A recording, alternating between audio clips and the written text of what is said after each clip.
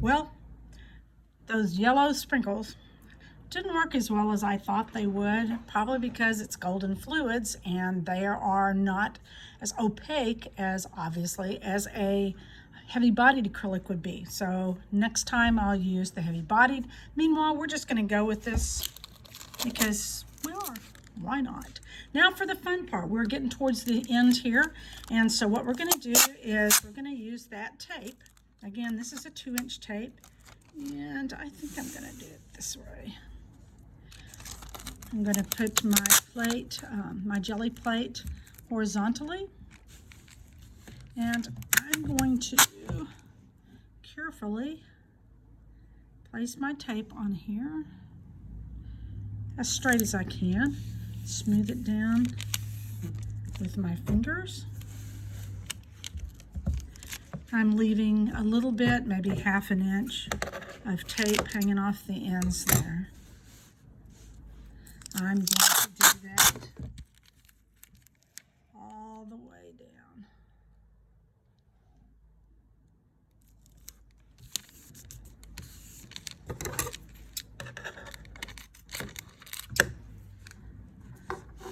Put it where you can see one end anyway.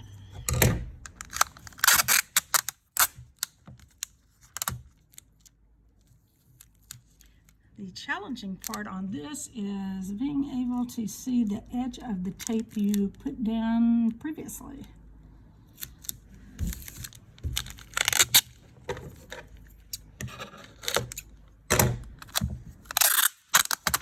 no worries, we'll make it work however it comes out.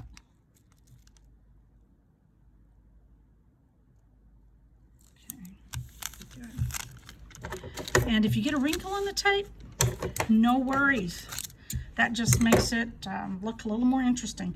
Now, you can see here that there's probably, you know, 1/3 of an inch here at the edge. That's obviously too little for the tape. So I will show you when we get finished what I'm going to do with that.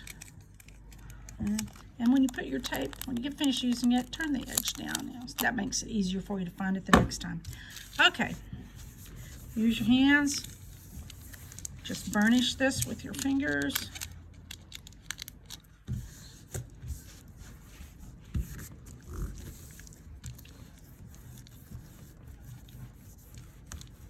Okay. Now I'm going to do this, I'm just going to do one piece for you and show you what I do next. So I'm going to gently pull up from the edge of my jelly plate. Again, my plates are just used and abused because I used them for high school art classes, which was probably not the smartest thing for me to have done, but the kids really enjoyed it, so that's what matters. Okay. Pull it off there. Okay. So this is what the back side looks like. I've got ½ an inch or so, maybe an inch of tape on either end. Here's my transfer. Okay, bear with me.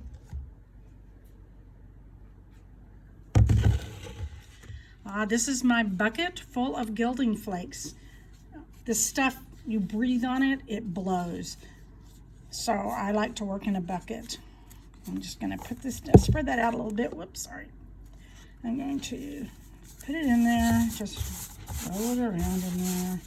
I've got different kinds of the gilding flakes in here because it doesn't bother me.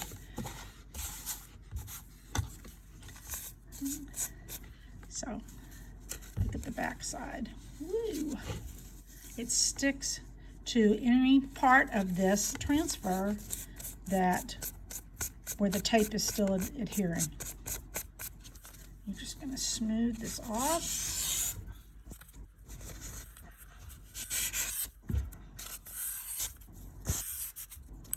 This stuff is everywhere. I did this all day yesterday, and I came in this morning, and I'm still finding these gilding flakes everywhere on my table, sticking to my hands, everywhere.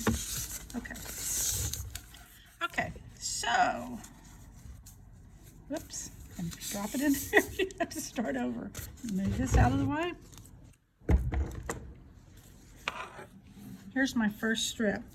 Now there weren't very many places where I still had adhesive left on the tape, except for the edges of the tape itself. And yesterday when I was making these, the first few I made, I cut off this extra piece of tape before I dunked my tape into the bucket of gilding flakes. And then I decided that I kind of liked that on there, so I just left it. Okay. You're going to continue that process all the way. And I'm going to get down to that last piece I was telling you guys about that was too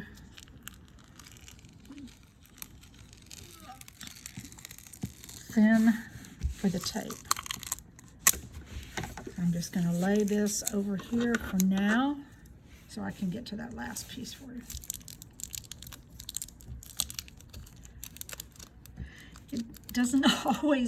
It's not always this difficult to remove the tape.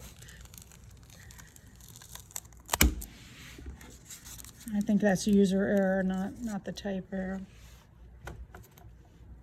And this is the last piece here.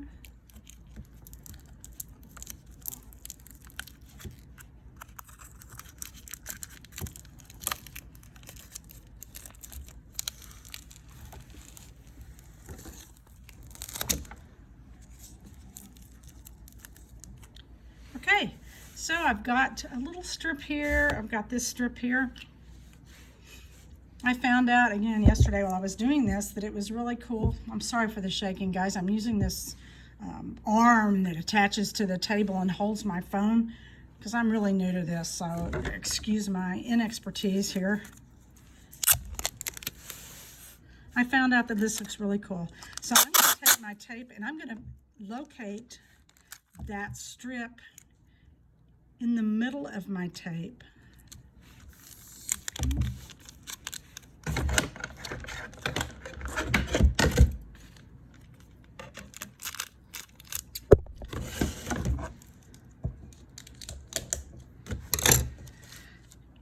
Burnish it. There we go. That's much easier to pull off. Now, what can I do about these little spots? Well, there's a little spot right there. I'm just going to take it and kind of burnish it with, in my fingers. Hopefully it'll pull it up. It does. Okay. I'm going to come up here, put my tape down over it, burnish it again, and it peeled it right off. And back we go.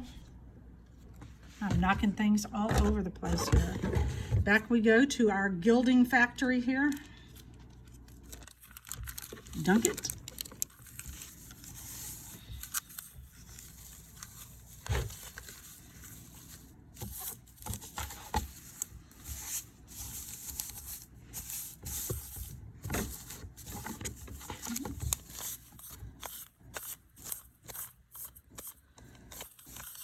I love shiny.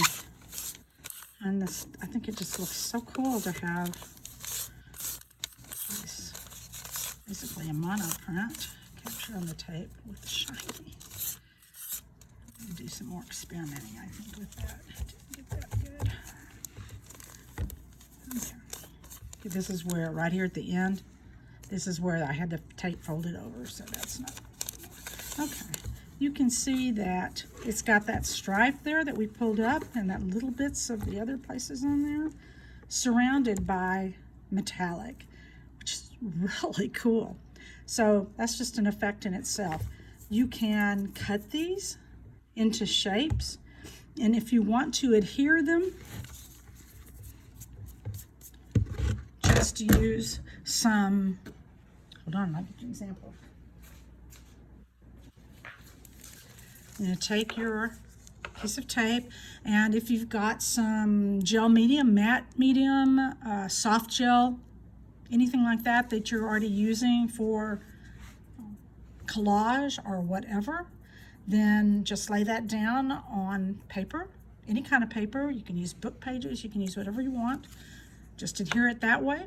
If you do not like the shine of the tape, if that's too shiny for you, use a matte medium and just brush lightly over it, and that'll take some of the shine off for you. So there you go. I just think this was so much fun, and I'm probably going to make more today and see what I can use them for. I haven't used them in anything yet, but when I do, I will post them on my Facebook page and let you see what they look like.